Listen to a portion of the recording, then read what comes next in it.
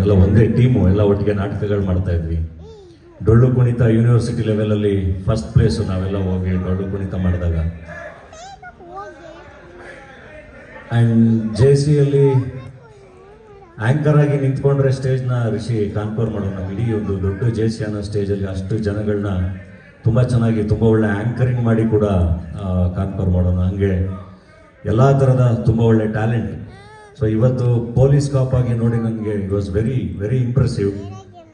ತುಂಬ ಚೆನ್ನಾಗಿ ಪಾತ್ರಕ್ಕೆ ರಿಷಿ ಕೂರ್ತಾ ಇದ್ದಾನೆ. And at the same time ನಮ್ಮ ನಂದೀಶು ತುಂಬ ಸೈಲೆಂಟಾಗಿರ್ತಾರೆ ಯಾವಾಗಲೂ, ನಮಗೆ ಸಿಕ್ಕಾಗ ಎಲ್ಲ. ಬಟ್ ತುಂಬ ಚೆನ್ನಾಗಿ ಕೆಲಸ ಮಾಡಿದ್ದಾರೆ. ಪ್ರತಿಯೊಬ್ಬರ ಕೆಲಸನೂ ತುಂಬ ಚೆನ್ನಾಗಿ ಕಾಣ್ತಾ ಇದೆ. ಸೊ ಒಳ್ಳೆಯದಾಗಲಿ.